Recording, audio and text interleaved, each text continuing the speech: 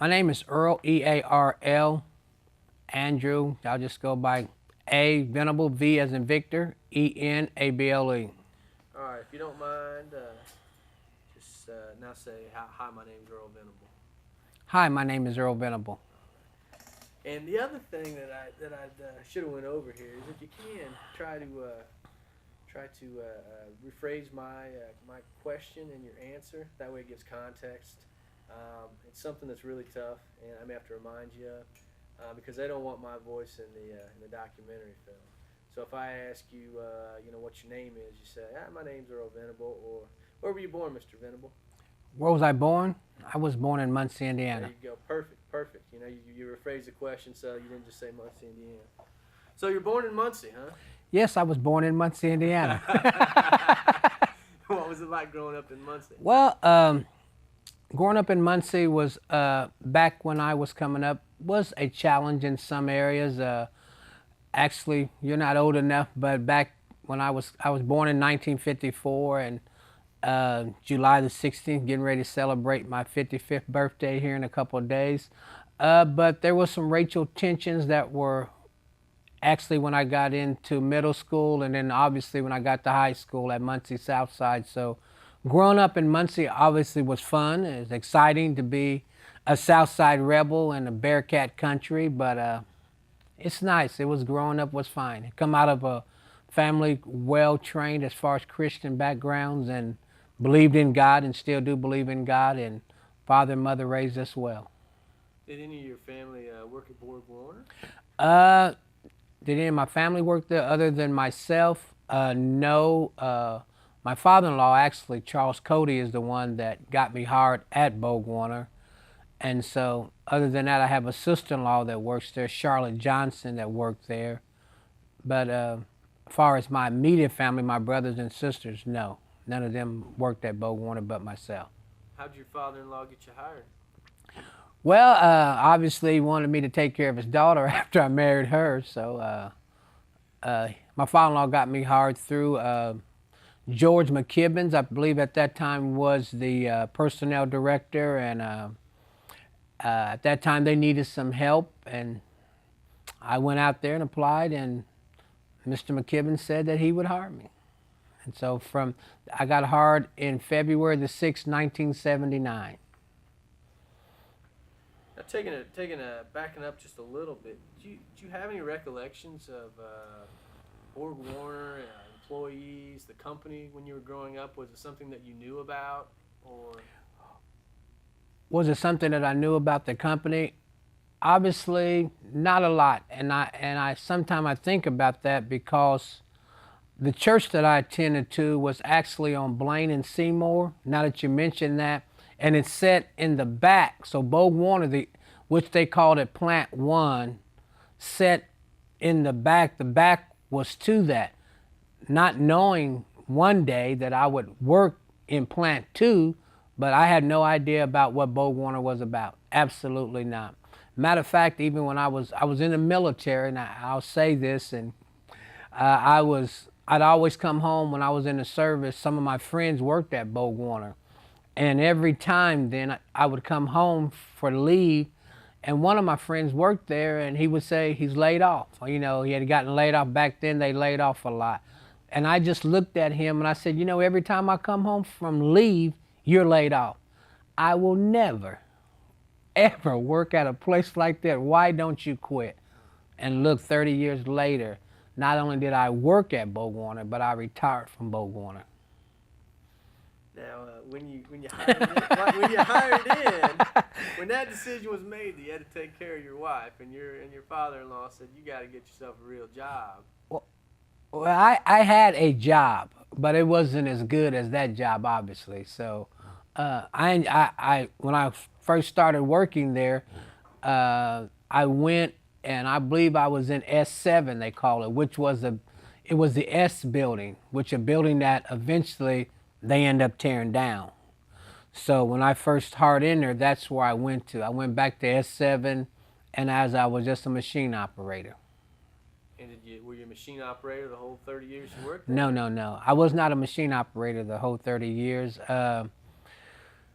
I got my first, I was actually, when it all ends up now, I've had 12 years in the union and 18 years in supervision at BorgWarner.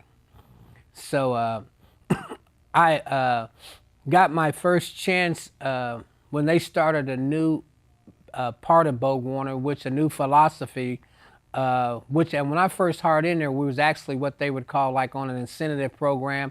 You run so many pieces, you get paid so much.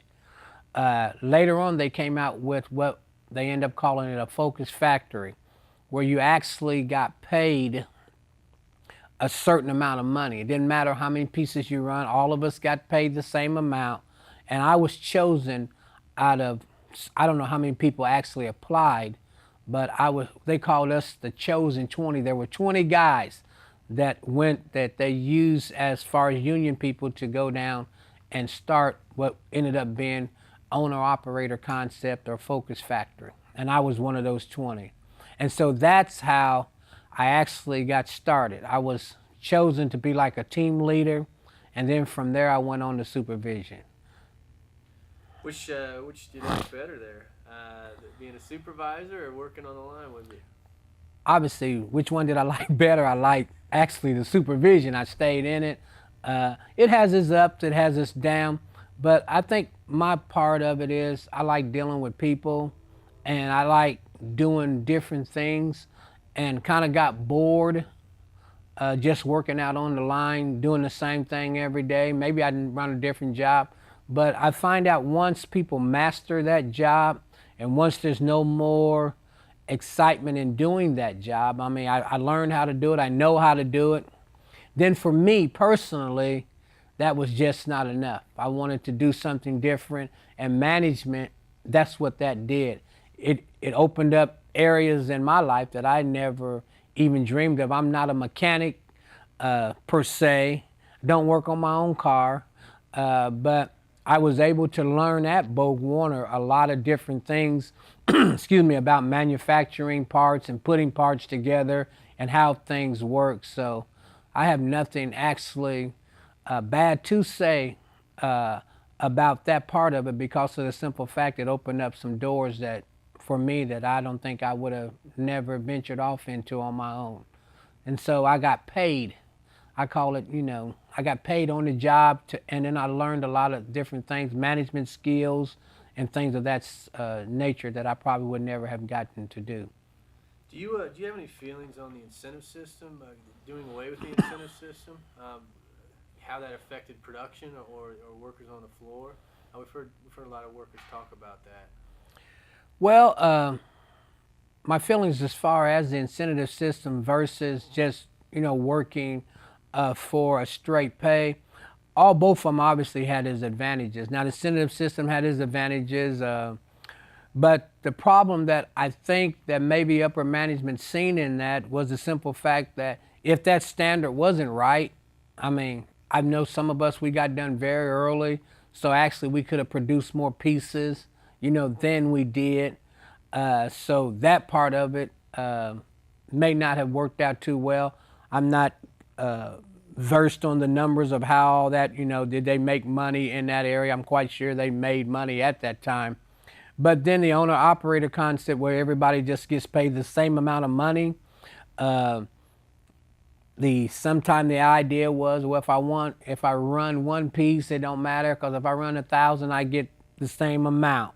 So my preference would be, I would rather just get paid the same amount of money all the time. That's what I think is the best way to go, and I think that's why they went that way. Sometimes that can backfire on you, but then it brings out the management skills, because back when the incentive was in place, really the guys ran that group a lot. The supervisor could stand back, because what would happen there, if you did not produce, you drug the group down. And then the supervisor really didn't have to say too much to you.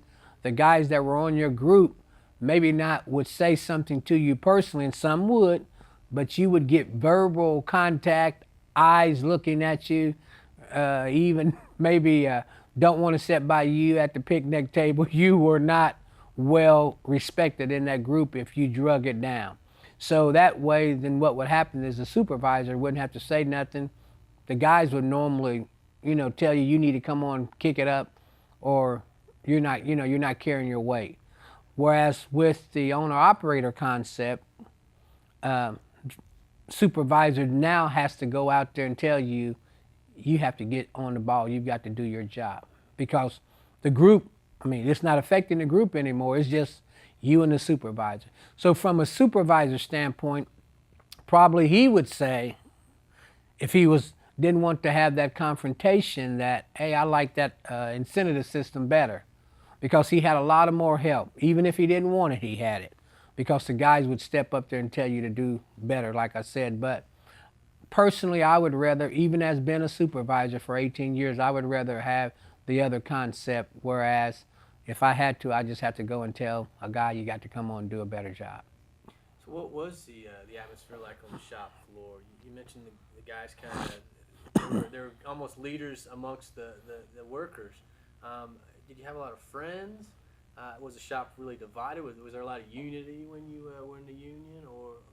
Well, when I was in the union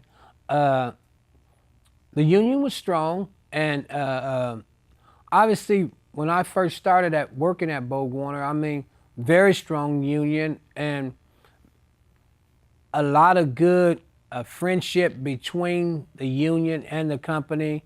I remember several times they've had company picnics and things of that nature. And, we always had something where the company and the union got together and done different things. As time went on, maybe, even as a trend in the world, the union has starting to kind of get weak a little bit, and for very different reasons. I am a union supporter. I believe in it. But then I also say that there's sometimes that they can overdo their stay. And I think that's one thing that hurt BorgWarner in the long run. There was some times that I think the union should have stepped up. And I know that they'll probably say, well, we did step up a lot. But I'm not saying as far as in even negotiation about the money part of it. But I'm saying there was people that probably should not have been allowed to stay there and work, and the union protected them when they should have probably told them, we're not going to protect you no more. And I know by law that's probably not something that they can do, but behind closed doors, I know, because at one time I was a union official. I was assistant steward, so I know that you can tell guys, hey, you need to do your job, and that's sometimes I don't think that they did a good job there. So the atmosphere there was always good, even up until the end. And I must say this without a doubt, when I first got my last assignment to help close down BorgWarner, I was going to be over 2 assembly lines. I felt in my heart that that was going to be probably the toughest 2 years of my life. We're going down, everybody knows we're going out of business. But I must say, I was very proud of how the union handled that. The people out on that shop floor, we left there with dignity and we left there with pride. And I'll take that to my grave. They did an outstanding job on both sides of the fence, management and union, to help close that facility down. Outstanding. We produced a world-class product, and I can say till the end, I believe they still took that pride in producing that world-class product. Is that something that you feel like everyone in the shop felt that way, or would you say it's personally? No, that's not something that I just feel on myself. I feel everybody felt that. I felt that was not so much of a plan, but I think that everybody wanted to leave that, because Muncie kind of got a bad rap far as BorgWarner itself, as far as a corporation, and I'm quite sure that they felt that there was some things that were going to happen. They even hired extra police officers, extra security in there. But I'm not aware. As I said at the end, I was an area manager, but I had been the plant superintendent. And so I get privileged to a lot of things that went on, maybe that somebody else would not get privileged to. But I'm not aware of really that much of a disturbance after they said they was going to close the plant. I mean, people's the first year or so, we didn't think too much of it because it was still a couple, a year or so away. But I have to admit that after the last year, when it really sunk in and people started to get laid off, I mean, yes, the atmosphere in the plant changed. Now, don't get me wrong. It was tense. People were losing their jobs. And this time around, we knew we weren't coming back, that it was over. But I must say, their production levels stayed up. They did exactly what they were supposed to do. And we built the best transfer cases all the way up until the end. And I was there. Matter of fact, I've got a picture of the last one we built. I've got all that stuff saved on my computer. So the last one that came off that line, I am actually the last person that touched the last transfer case that came off of the Ford assembly line in BorgWarner. And I gave it my final kiss, told him goodbye. So you're going to miss working at a BorgWarner? Oh, absolutely so. Absolutely so. Like I said, I got 30 years in there. I actually worked there 30 years and 2 months. And so, I mean, that's a big part of my life. I'm getting ready to turn 55, so started working at BorgWarner when I was 24 years old. Young man, just out of the Navy, really. Great place to work. Great place to work. People were good. Pay was very good. Atmosphere was good. Good place to work. Well, it's interesting you mentioned the atmosphere. You had said that in Muncie, growing up, there was a little bit of racial tension. I just wondered if that you also felt that in the plant in 1979 when you hired in, if there was any tension there or if not at all. Did I feel racial tension in the plant? Absolutely not. No. Now, let's be for real about it. There was more whites that worked out there than blacks. Probably outnumbered us 3-1, maybe 4-1 or 5-1. But no, we became a family. We just became a family. Even today, I mean, as we go through the malls and go through places, we see different people and we just stop and hug each other. And that's probably the worst thing out of it. It's not going into the building. It's actually missing the people. These are people that normally you would spend at least 8 hours, sometimes 12 hours a day, 6 to 7 days a week.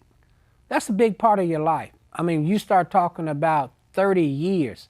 There are some people that spend just as much time with people out at BorgWarner than they spent with their kids at home. I mean, that's a big part of that. Year after year, where you get to know them, you see their kids' pictures in the paper, and you understand what their kids are doing. And you see what has happened, like sometimes death in the family, and you're a part of that. And as a manager, you're always a part of that because it's brought to you and you have to help them get through that, And a lot of times if you look at, they share stuff with you, the people share things that are going through, maybe a divorce or kids having medical problems or whatever, you get a part of that. And so really it touches you in a way. And I think that's what has happened for me. I've been out there now about a month and a half, and probably the biggest part of it is not getting up going, but just missing the people, talking to them and being a part of their lives. And so when I see them out at the mall, I see them eating, they come over and we talk 5 or 10 minutes, just making sure everybody's all right. And then we go on our separate ways again. There are some that we stay in contact with, but everybody is not, you're not going to be close to 800 or 900 people. There's going to be some you're going to be real close to, but they go in your inner circle. But still, when you see people that you work with for years, and now you're not going to see them no more, it has an effect on you. Were there any organizing activities that either the company or when you were in the union promoted to get people together? Yeah. You asked that question, and that's a good question. Yes, there was one thing that that I take pride in, that me and a lady by the name of Janice Drew McKibben started. And it was a youth program that BorgWarner sponsored for about 14 to 15 years. And it was a summer youth program that BorgWarner sponsored, and they allowed. We went to the Bewley Center, the Ross Center, and we challenged young kids. The Multi Center was also there then. Now it's been torn down.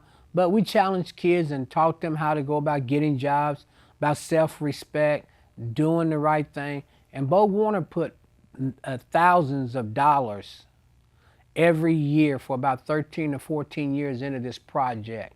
They allowed me to take them to Kings Island. I took them to the zoo. I took them different places, and it would be in the neighborhood about 100 and some kids.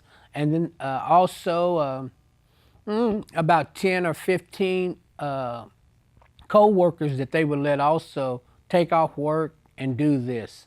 So I mean, I think that was admirable that that they did that. The only reason it stopped was because we started facing economical times just like everything else. As you see, even in the city of Muncie, we're faced with that.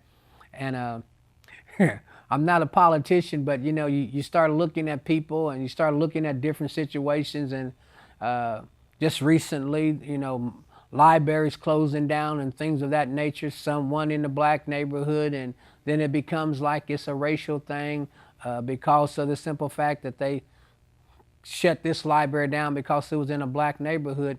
Well, I'm a little different. I don't think that. I think when you look at the situation and what the mayor has, and I'm not supporting her, nor, I'm not a Republican or a Democrat here, but she doesn't have any money. I mean, firemen getting laid off, they're talking about laying off police. And so when you have to, those things that you have to look at, I mean, something has to stop. And in this case, that's what happened to that summer youth program. So I did not leave with bitterness in my heart about it. I did want to continue on, but I understand too that, when times are getting tougher, you have to make decisions sometimes that you don't want to make. And that was one thing that they stopped. So that was a blessing to the community. And they even gave the multi-center one time, we gave them a van, to help haul the kids around. And that's something that a lot of people don't know, but it did happen. So the company itself wasn't out front in all these things. They would just donate money, but they weren't really concerned with promoting it or well, involvement? I would say that part of it falls on the center.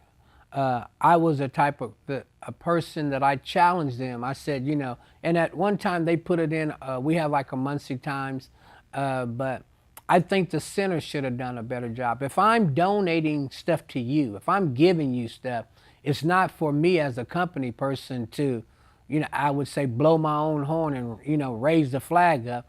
I think the person who I'm giving it to, you ought to be the one that, says thank you. I mean, if I'm gonna sit here and give you $1,000, I shouldn't have to go and tell everybody I gave it to you. You ought to be the first one that hit that door and says, hey, this is a good guy in here, man. He's giving out $1,000 bills. And that part of it didn't happen.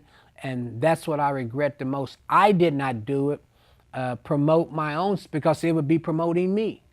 But the people that were receiving it, I think the center directors and the people that knew what BorgWarner was doing should have been the one standing out there saying, hey, look what this company's doing, because it was something that they did not have to do, but they did it. So would you say it was something more than just your program? There were all types of there were various programs? There was various different programs. I'm glad you brought, there was various different programs that BorgWarner did. I know, if I'm not mistaken, I know, we always did the United Ways and things of that nature, and they did it well. And I think, if I'm not mistaken, Motivate Your Minds, they might have given them some money, but I'm not for sure, but that was one that I know of. And not only, like I said, we did it for about 13 or 14 years. So I know there was thousands of dollars pumped back in the community just in that one project alone. And I'm not well versed on all the other ones that happened, but I do know of that one. While you were out at BorgWarner, were you ever laid off? Oh, was I ever laid off at BorgWarner? Well, put it this way, I would say the first 6 or 7 years, I was laid off more than I was working. It's always, I started in '79, and really that was very crucial at the end, because what happened, I did get my time in. I got my time in, I think it was like November. I think we had to work 6 months before you get your time in. And so what happened, if you didn't get your time in, then if you were laid off, as long as you worked, you had to start all back over again. So back in 1979, I was one of the blessed ones. I don't use lucky ones, I say blessed, to make it. And so that kept my time running. I got laid off and I got called back and I was able to keep my time. But there were some that lost their time and had to start all over again. And their time went into 1981 and they didn't get that time back. So just think, if I just made it with 30 years and 2 months, what would have happened if I had an 81 clock number or 81 seniority date? And they didn't give me that time back. I never would have made it. I never would have got a pension from them. So, I mean, within matters of months I know people that only had 1 day, supposedly, and now they didn't get a pension and worked there 29 years and did not get a pension from them, and that's bad. Lacking 1 day. That's terrible. That is absolutely terrible. Do you think the company could have done better? I know the company should have done better and could have done better. And so you have to look at then the company and the union in the final negotiations of that packages to get out of there. That is absolutely terrible, that if somebody would work there and put that much time in there and lose it by 1 day. I mean, there are companies I hear of in the paper that give people 2 years. And for 1 day? And then what makes it really bad, they turn around and gave this individual her 30-year pen to say, yeah, you got 30 years, but you didn't get a pension. Why would you even do that? That's something, and it put a bitter pill in my mouth. So there are some things that happen at the end that, my God, they stole my health care. They took my health care. I have no health care after 6 months. Thank God I'm in pretty good shape that I can get health care through COBRA. But what about the person that has a bad heart?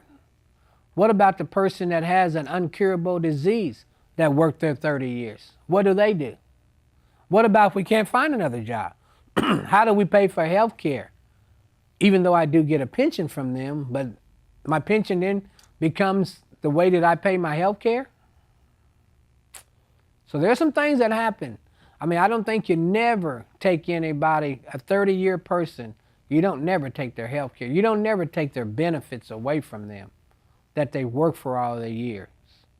The only thing worse than that is that when you retire, a person retires, and then you come back and snatch it. Now, again, I know if the company goes belly up like GM and Chrysler, you got to do some things. You got to do something. But BorgWarner is still doing well. They're just not doing well in Muncie, but they're doing well. What do you think the union's role at the end was there in terms of the health care? I know the health care was a real big thing. They took the retirees' health care benefits and got a one-time payment. It wasn't just the company then at the end. It was both of them, correct? Can you talk a little bit about that? Well, when you say it wasn't just the company, about the health care part of it, like I said, I wasn't in negotiations with them on that. No, I totally agree with you. It just wasn't one side. Obviously, both sides have to agree to this. But the problem that you really had, you had people in the union that wasn't going to have the health care. See, it's easily to give away something that you're not going to get anyway. If someone told me, hey, let's negotiate and take away something from you. If I don't care about you, or if I don't think nothing about it, I mean, at the end it became to, what am I getting out of this? So you had a lot of people that wanted to basically gain something. So it was given out, if you want some money, you have to sell this health care that you don't even get anyway. Because if you didn't have 30 years in, you weren't going to get the health care anyway.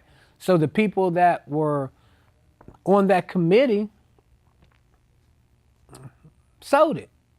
Because, hey, it doesn't affect me. What am I going to get? And that's the attitude that was ended up.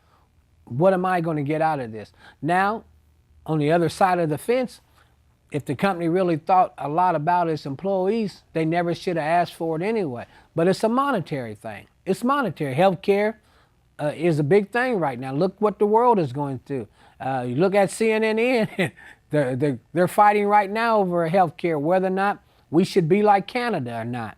You know, and Barack is, President Obama and all of the people, you know, are trying to get healthcare in the United States so that people that lose their jobs. I mean, I worked 30 years.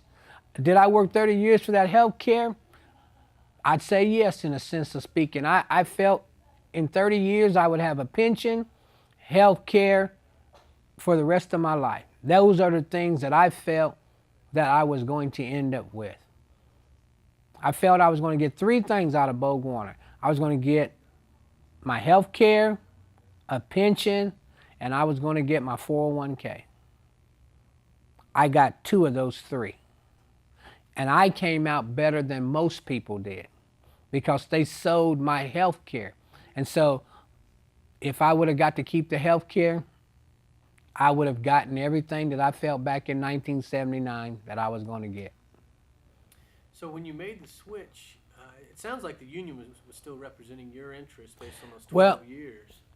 You made the switch to management. I made the switch to management, excuse me, with the idea that I could always go back to the union. See, they had a provision in the contract that if you left from the union, you could go to management, but I had the agreement that I could go back to the union and retire out of the union, or I could stay with management and retire out of management. Well, management does not give you health care until you turn 60. So I'm only 54. Which way you think I'm going to go back? I'm going to go back and try to get health care. And so I had a decision to make. One, if I could stay on management, I would leave there with no health care. But if I went back to the union, I could leave there with no health care, but I could leave there with the money for the health care. So it doesn't take a rocket scientist to figure out which one you're going to do. Especially, I mean, I would have rather that the company had health care and I could have, you know, just stayed on there and retired out of the company. But you don't retire out of the company with 30 years. You have to be 60 years old before you can leave with retirement from the company. Would you have been allowed to stay on in a management role and maybe move to another? Your question is, would I have been allowed? I could have failed to stay on. I could have filled out a paper. Matter of fact, they asked me why didn't I fill it out.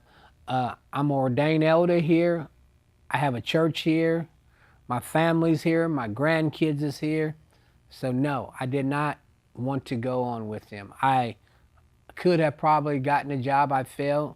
I think I did them a good job. I feel that they would offer me a job someplace else, but I had no desire to leave here. And another reason is because I'm getting ready to turn 55. I don't intend to work the rest of my life.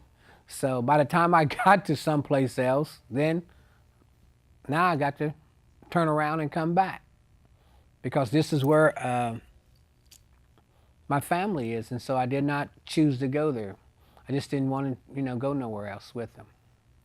You said you were an alternate steward, or? At one time, I was an alternate steward. Can you talk about what role the union played in your life at that time, early on? Maybe even take it up to the very end.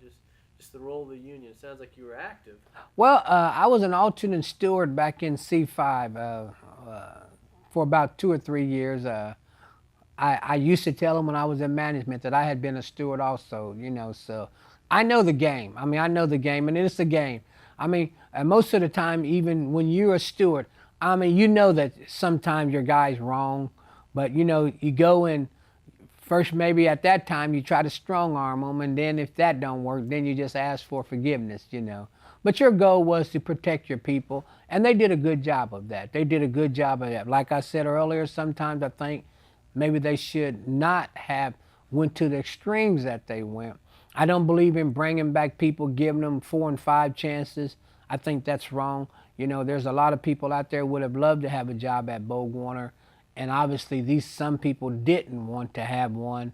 So I'm not a fan of continually bringing you back and bringing you back and bringing you back. give you a couple of chances. If you do have like a drinking problem or a drug problem, they had different things there like the EAP, Employee Assistance Program, to help you, get yourself straightened out. All of us can fall into that at one time or another. But then after that, I give you a couple of chances. And like I said, is it fair to the people that would love to have a job out there, or do we just keep on, you know, dealing with you, because there's a cost to all that. Sending you the EAP program, there's a cost to it. There's a cost to continually doing that all the time for individuals that just don't seem to get it. BorgWarner was a good place to work. One of the best places in Muncie to work. So it was a privilege to work there. Was alcohol and drug abuse, was that a problem? A problem at the plant? Yeah. Was alcohol and drug abuse a problem? Absolutely so. I often said that I felt personally that BorgWarner should have had a drug testing program. And I think that would have helped in a lot of ways. Because let's look at it. If a person's not coming to work, if a person has problems when they're getting to work, most of the time, there's an underlying problem behind it. I can about near guarantee you, if you have high absentee, you have problems on the job, those people are probably doing something that they don't need to do.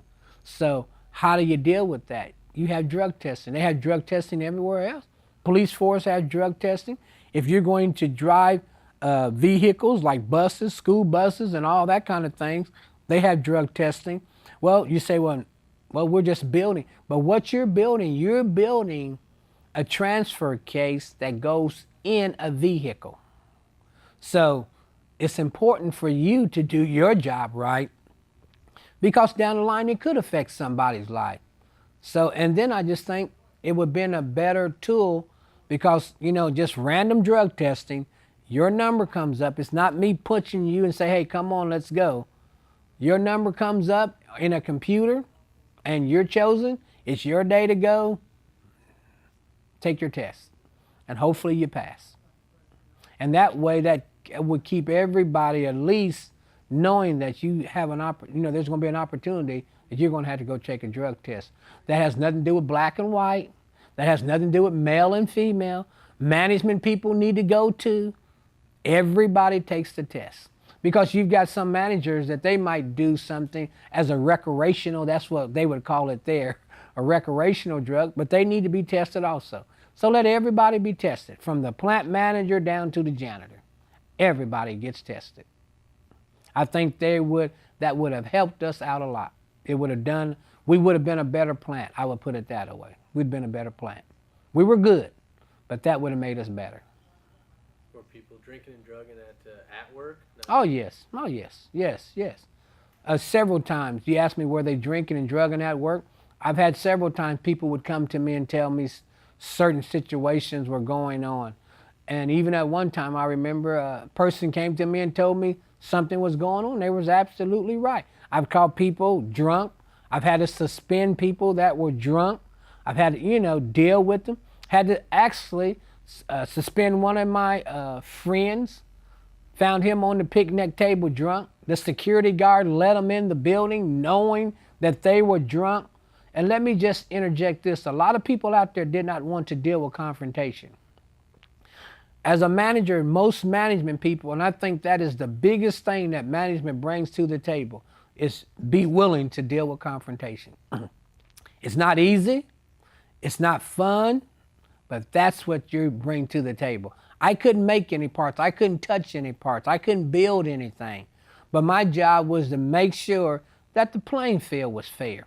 So if you come in there on drugs, you come in there drinking, then, you better understand that I'm going to deal with you. And that's the only thing that we had to kind of make sure. Did I catch everybody drinking? No. Did I catch everybody smoking? No. But if you did, if you presented yourself to a situation, in this situation, he was drunk on the picnic table.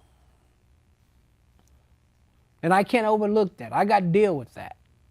So He got suspended and he ended up going into the EAP program. One of my friends. And people got upset with me.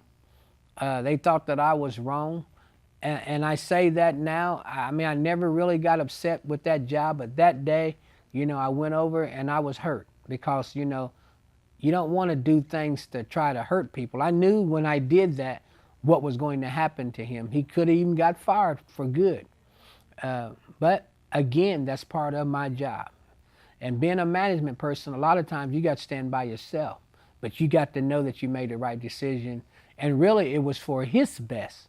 What about if I kept letting him stay there? He could have got hit by a tow motor. He could have got his hand caught in a machine and, tore up his machine or tore up his hand, rather, cut his hand all up, lost his hand, lost his eye. So my job, I feel part of that is for safety standpoint, I want you to leave the way you came in. You came in there with 2 arms and 2 legs and 10 fingers or whatever. I want you to leave that same way. Constantly telling people to put their glasses on. They constantly get mad at you. But that's part of the job. Did you feel conflicted at all? It doesn't sound like you did, because you started out as one of the brothers. You were a brother of everyone else in the union, a union brother. Did you feel conflicted at all when you made that switch to management? Did people razz you a little bit? Or? Well, did they razz me a little bit? Yeah, at the beginning. But then I think as a person, you earn respect from people. You earned it. And one thing about it, they would always tell me, well, when you were in the union, you worked. And that's the worst thing you can be as a management, because I can't ask you to do nothing that I would not do. And by them knowing, I might not have done, because it was 18 years in the company. So those jobs, a lot of those jobs that on supervision, a lot of those jobs that I did were gone. But they knew that I did work. I wasn't one that, messed around and slouched around. I did my job. Like I said, back in those, there was incentive too. So Earl got done early. But I did my part. I did what I was supposed to do. And then you don't ask people to do anything, obviously, that you don't think, that you couldn't do, and I could do it. And I would do it. If they would let me, I would have done it. But, you try to be fair to people. Understand if there's some safety issues, you don't want people doing anything that's unsafe. And then a good manager would try to find, as far as ergonomics come in there then. And, when I first started at BorgWarner, there was no such thing as ergonomics. We worked. We worked where when you walked on the floor, this is how bad it was, oil popped up. We had sawdust on the floor. We were cutting gears and doing all that kind of stuff. At the end, they were bringing all this stuff in to BorgWarner already done. So people back, I would say anybody that hired in 1983, about in 83, has no clue of what went on from 79 all the way up. 83 might have had a little taste, but things started to really get a lot better as time went on. So if you hired back in the 60s and the 70s, you got a good taste of what BorgWarner was like. So to your point, no, they didn't resent me that much, because they knew that I did work, and also that I was going to be fair to them. I gave them breaks. I gave people breaks, but I think that I was the type of person that, I'm going to give you a break, but I'm going to hold you accountable too. I would suspend you and deal with you if I had to. But that was really not what I wanted to do. I would tell them, I don't take you down to a conference room, G, you take me. In other words, it's your actions. You're the one. You're running this. But I'll go if that's what you want to do. I'll suspend you. And we'll go down there. And I'm going to win. I am going to win. I'm not going down there to lose. Can you take me back just a little bit to 1979? You walk through the door. You say it's a completely different place. Can you just describe it a little bit? What was it like walking in that first day? Well, back in 1979, when I first walked in BorgWarner, I'm glad you asked that question. The first day I walked in the employment office, they had a mail cart that run electronically on the ground. It absolutely blew my mind. I'm like, what is this? But then I looked And as we went through there, it was actually just a little mail cart. I don't know if they even had a name for it or not. I don't know. Somebody else might know. But it would go through the whole, not in the shop floor itself, but it was the office mail cart. Uh, and when we first hired in there, they took us out and looked around. Here I'm a kid, like I said, just got out of the Navy. I have no clue of what I'm, getting myself into. But a lot of machinery. Like I said, I was in the S building, which was kind of like aluminum. Then when you come over to the main plant, it was steel, oil. Had one area that they called gray iron, which was cast iron, dust. You blow your nose and dust come out of your nose, soot come out of your nose. Just not a good, pleasant place.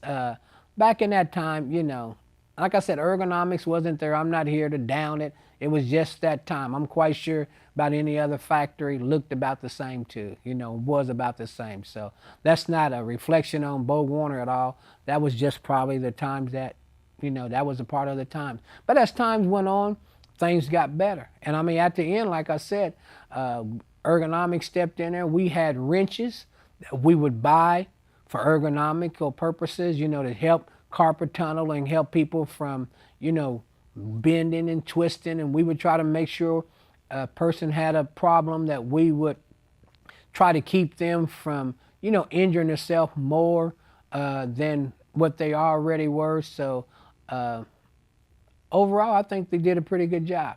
From the time I started there until the end, remarkable change for the better in terms of working conditions. They ended up with vents, suction on the machine. So when you open the door of the machine, vacuum blowing out, whatever chemicals were in there. Remarkable. So there was a lot of thought put in there and a lot of money put in there to make sure that the employees were better, And I think that a company should do that. I really do.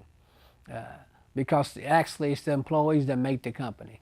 I mean, yeah, they got the money, but they need the employees to do the work and get that work done.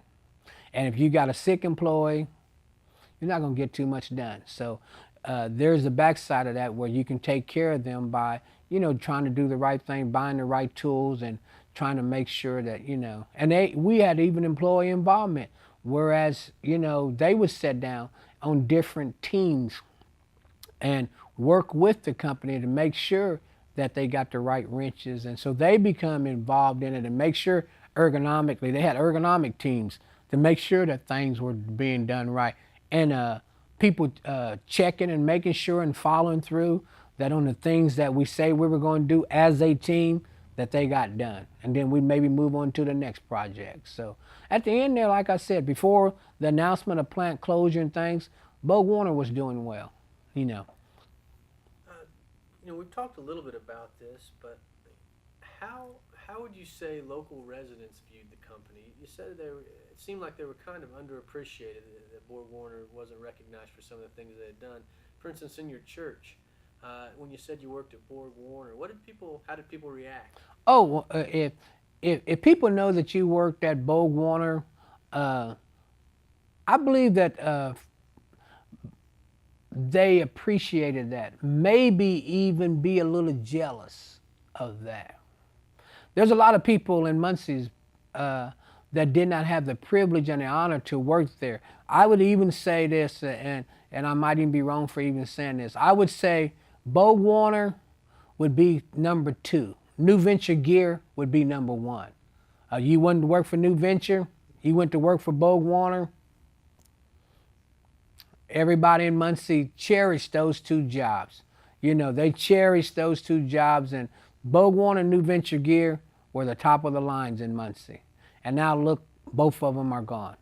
So people in the community, BorgWarner at the beginning, like I said, with the layoff backing on, didn't probably care too much. You get laid off all the time.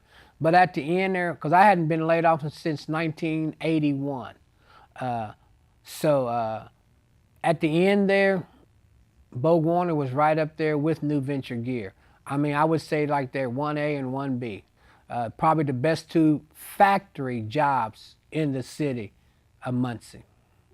So people probably envy you a little bit because, quote unquote, you making all that money, and most, people sometimes envy is more than anything. Wish they had it, and didn't get a chance to get in there.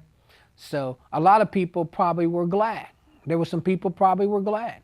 I think that from the standpoint even with our city council, like I said, might get in trouble for saying it's not running for any political reasons or anything, but probably could have done a better job. I know that BorgWarner promised to bring in a bunch of jobs and that fell through, but if I've been told right, GM is the one that reneged on the deal, and BorgWarner got a tax abatement for a lot of money, and it just didn't turn out right, and so as far as the council is concerned, I think you just need to look at stuff like that. So once New Venture Gear left, if I would have been on that city council, even though BorgWarner didn't come through on what they were supposed to come through on, the question would be, is Muncie going to be better with BorgWarner here or BorgWarner gone?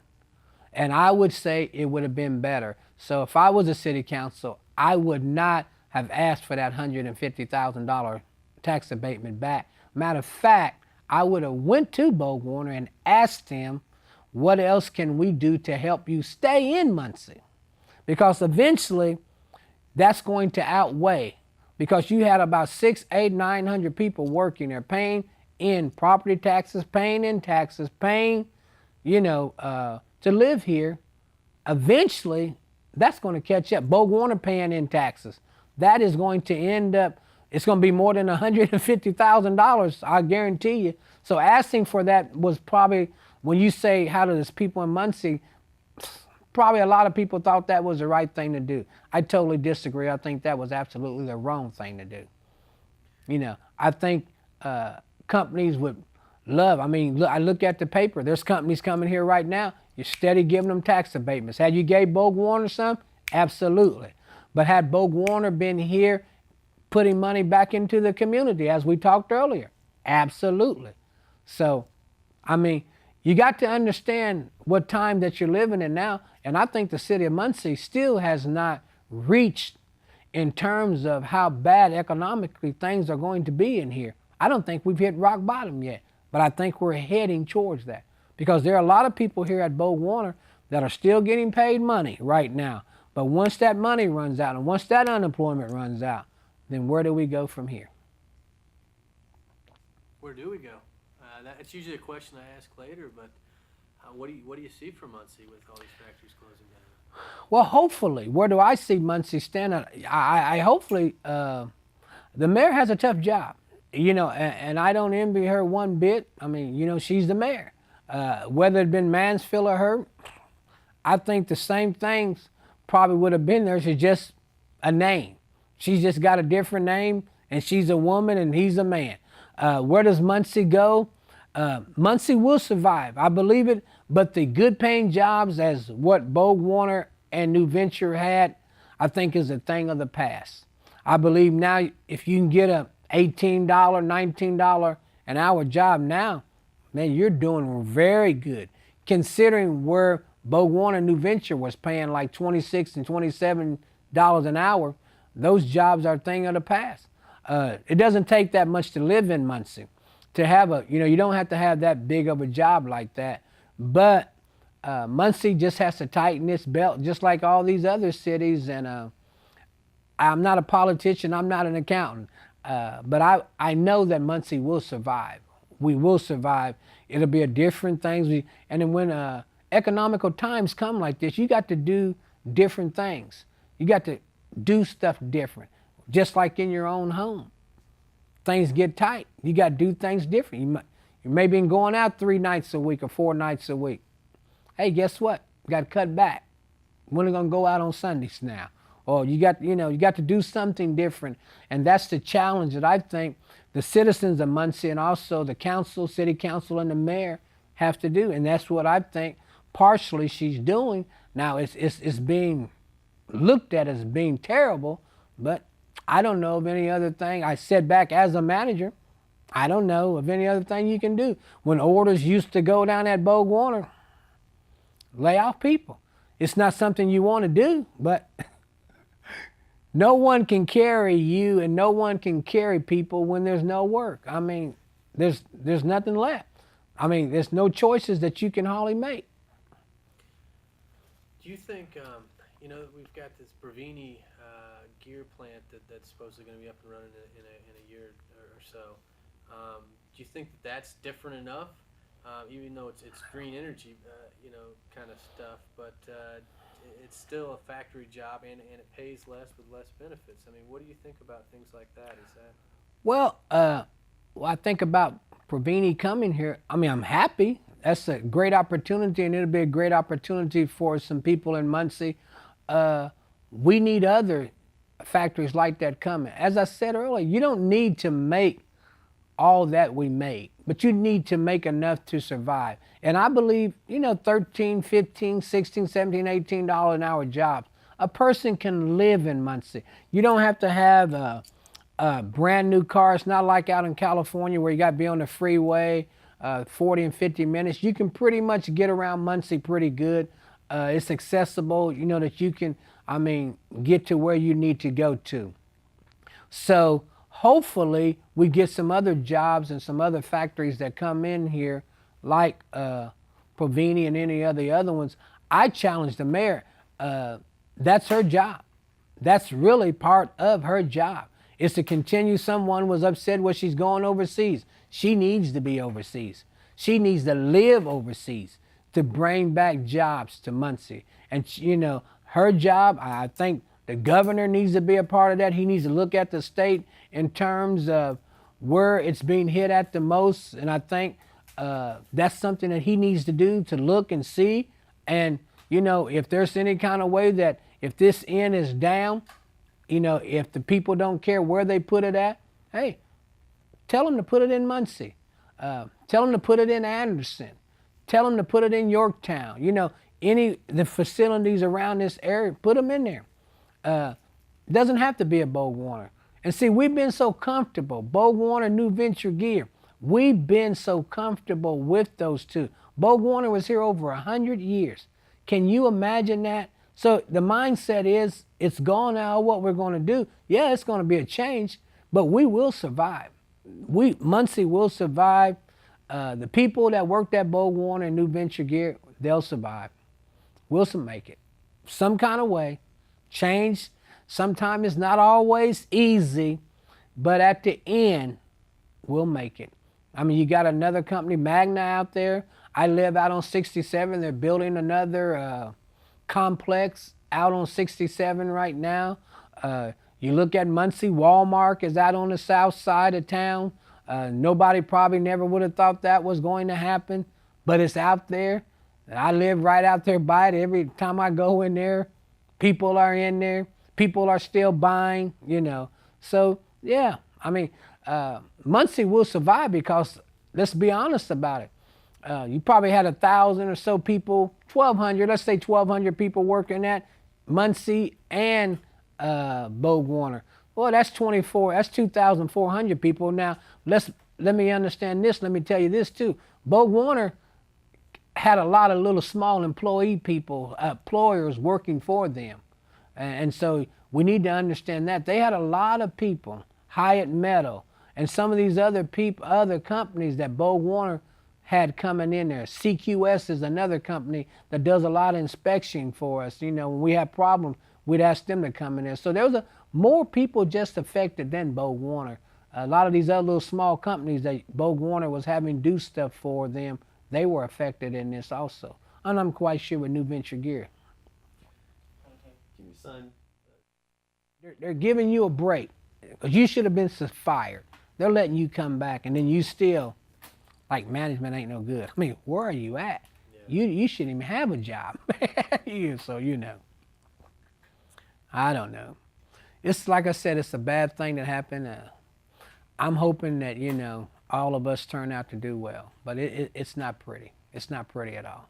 So you're not messing around with any of that, the re-education type stuff? Well, I'm trying right now. What I'm going to do, I think I've got a bead on a job right now, and then all I'm going to do is ask them. I can get like $10,000, $5,000 for each year, and that's what I'm going to do. And I've got another job pretty much our line down. I just got back from Tampa, like I told you, Florida, yesterday.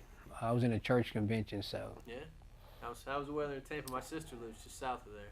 Where she live at? She lives actually in Bonita Springs, just actually south of Fort Myers. Okay, all right, So it's right. A couple hours up there. But Tampa's nice. It rained a couple of days, terrible. I mean, man. But other than that, I like downtown. It was nice. Stayed at the Sheridan Riverwalk.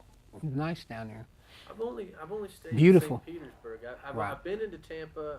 I went to a concert there once actually when I was on spring break, but I haven't really walked around. Yeah, walked it's around nice. town. It was nice. It was a nice town. Nice little town. I believe you can get around in it pretty good. Yeah, nice little town. Nice place. Other than that heat, I really like the idea of having green all year Right, round. right. Sometimes even too, it rains and then it'll stop. Kind of like New Orleans a lot. I think when you're around water, it does that a lot. It's just kind of rolling and out. Right. Yeah. I mean, it'd be raining hard, poof, my God, it stop. So then it start back, and then just a little sprinkle, and it's a nice place, nice little town. Nice little town. You're pretty connected to Muncie. Oh yeah. Well, I've been, huh? Retire down there? No. My church, like I said, I got to stick around here, man. I've got a lot of people depending on me, and I have no need to go nowhere else. Don't want to go nowhere else. Good? Yeah. All right. Let's see. One of the things that I haven't had a chance to ask you about yet is you were still on the labor side during the strike in 1989, correct? Yes. Can you talk a little bit about that experience, what it was like Woo! striking? Or?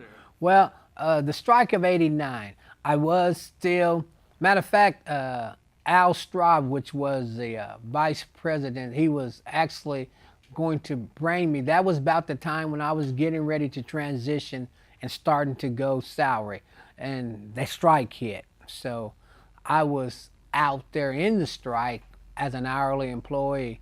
As soon as I come back off that strike is when I went salary, So strike was unique in a way. I was stationed actually on the east gate to start off with, and I would come out there on a Sunday after church, and we just have like a little picnic, eating.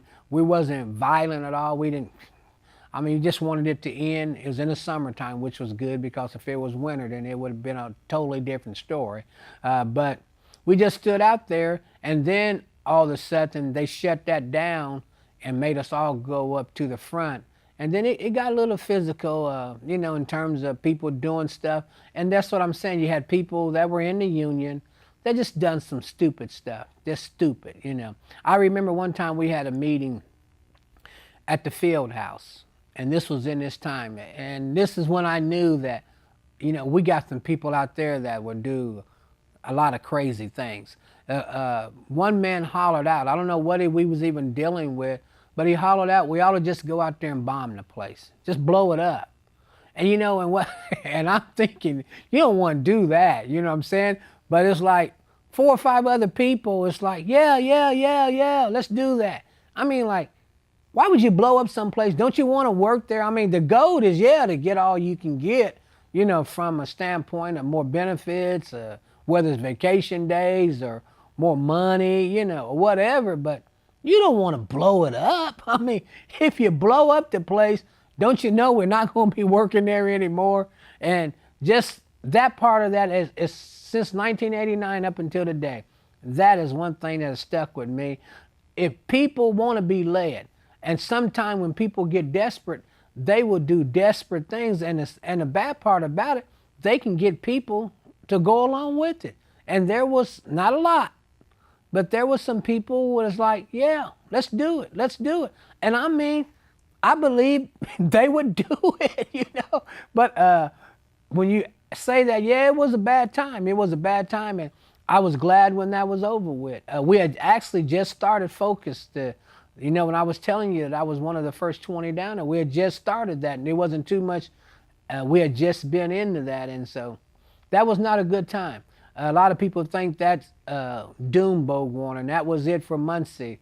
I don't know if that's true or not. Never was in any type of meetings that was said and meant to be that, so I can't say that.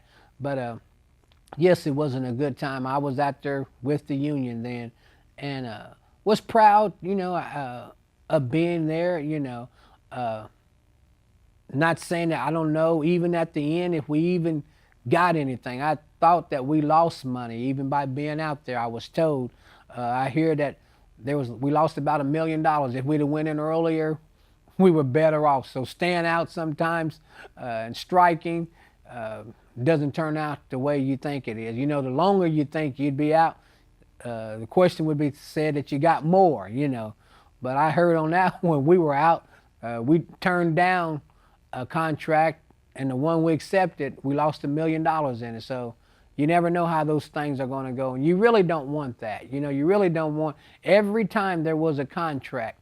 You just get tense. You just want to hurry up and get it over with. You would hope that there was never a strike. And the beautiful thing about this last one, contract negotiations, I knew then that actually the contract was going to be up in 2008. And they signed, I think it was 2008, and they extended it for another year. If they wouldn't have extended that for another year, I wouldn't have got my time in knowing what I know now. So thank God that they extended it for another year. So it ended up, in April of 2009. Because I think they signed, if I'm not I think the last one was a 5-year contract, if I'm not mistaken. So that's how it ended up falling. It should have been 2008, but it ended up being 2009. And I might be wrong on that, but I do know they went back and extended it. The original one was for 3 years, and I think it ended up being for 4 or 5. Which one of that? So yes, I was out there in 89. What got you through when you weren't? Was there unemployment? Or Unemployment, and then you got some benefits from the union, but obviously none of that was not compared to working in the factory. So you just, you made it. You just made it, and yeah, a long strike. A lot of bad feelings, harsh feelings, but like I said, we came back strong. We made it through. Very good company, made money for the company, so that kind of went away. You know what I'm saying? It went away in my mind. I don't know if it went away in the people at, corporate's mind. They might have felt that was still, could have been the nail in the coffin, but it didn't happen right then, so I'm assuming that it went away, and Muncie went on. What did being a member of the union mean to you personally? Well, what did being a member of the union meant?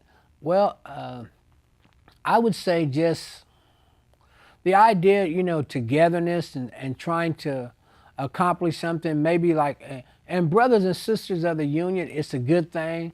It can be a bad thing.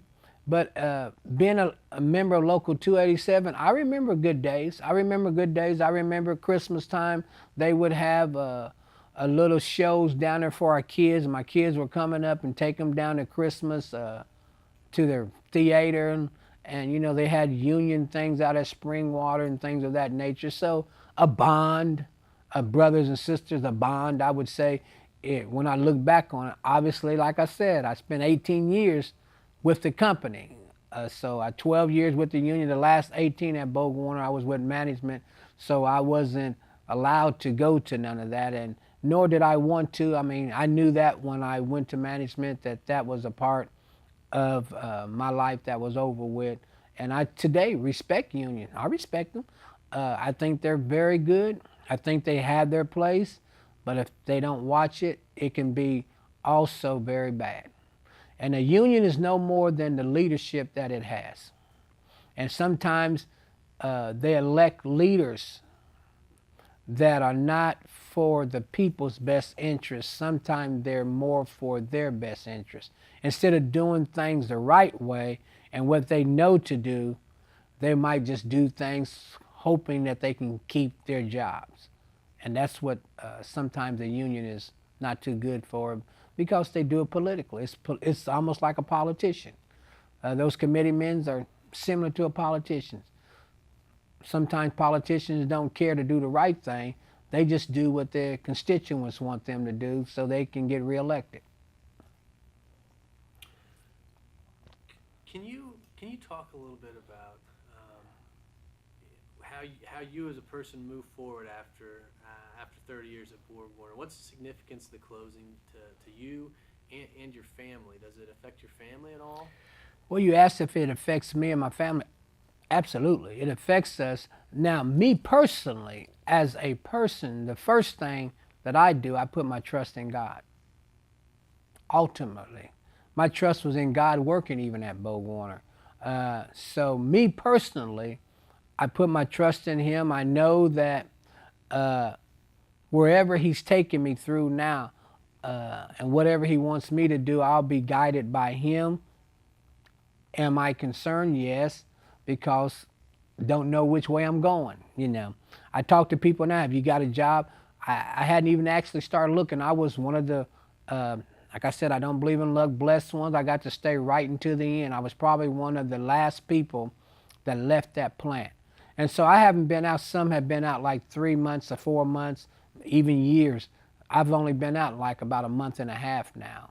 So now I'm going to start to try to find a job, and start trying to do some things of that nature. Some are going back to school. I've elected not to do that.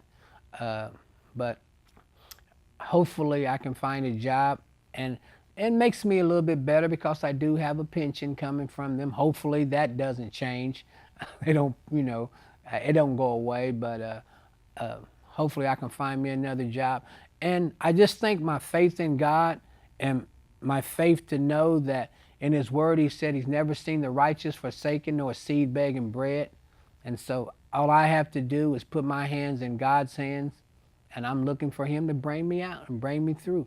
I am actually looking for this to be better for me. I really am. I'm looking for this to be a better thing. Even though it's a bitter pill, I'm looking for it to be better. So you never go through, when you go through things, it's always not for your bad. It couldn't be for your good. And you can come out better. I would never, even as a pastor, be able to talk to my congregation about losing their job if I've never lost mine. Never been through a plant closing, never done some things. And so sometimes in our life, we got to go through things to be able to help others. So I count this as another thing I'm going through. Don't like it. Wish that I was at work right today. But I've accepted it, and I cherish the time that I had at that plant. I cherish the people that I met. And, it's just another part of life. I'm not the only one that's lost our jobs, and we're not the only ones. Our job was supposedly to go overseas. So we'll make it. And I still say that. We will make it. BorgWarner has some good people, some tough people. They'll make it. They'll pull it through. Some have already taken classes. Now some are nurses. Some have, went on to different other things. Some are planning on going to school. I know one man says he's going to be a school teacher. Never thought that I would hear him say that, but he's going back to school to be a school teacher. He's going to finish up. He's going to teach school. Well, that's probably a great place to end it. But at the end of these interviews, I like to give you the opportunity. It sounds like you just summed it up great right there. But to just kind of, anything that I haven't asked you, or anything you'd like to say about working at BorgWarner or about Muncie that comes to mind, this is your chance to do it. It's my chance to do it. My moment of fame. Well, I mean, like I said before, it's just been a good place to work. I learned a lot as a young man, like I said, 24 years old, coming into a facility like that. I've been challenged and been taught a lot from the standpoint of management, all of it free. BorgWarner allowed me to go just to different places. I was picked a lot of times just to go to different plants to work on our transfer cases. I would say I've been to about every plant, Kansas City, Norfolk, Virginia, Detroit, to represent BorgWarner, and taught me how to do that, and be respectable. I have, like I said, I don't like the way it closed up. I don't believe it had to close up. But it's just, it happened, my vote would be that it would be there right now. That's why I decided I'm not going nowhere. I have a little bitterness about it, but not that much because the good surely outweighs the bad. It's not even close. It's not close at all. From the things that I got out of that company, the things that they taught me, and all the things that I learned, the bitterness that I would have because of the simple fact that it left and the way that it left. I didn't think it had to leave, but no, I'm happy. I'm happy about being an employee of BorgWarner. I'm happy at one time that I did belong to the union. Happy about my accomplishments that I made there. How I went just from working a regular worker to end up at one day the afternoon plant superintendent and then an area manager. I couldn't ask for no more. How could I have that much bitterness in my heart that when I've got that type of a resume, when I've got that type of people that trusted me to do that for them. They paid me well, treated me well. Now, City of Muncie, like I said, I'm praying for it because I believe still that Muncie will come back. And yes, we're going to miss BorgWarner, but we'll be all right. Muncie will be all right. We'll get through this. We will make it. You can take that to the bank. We will make it. All right. Thank you very much.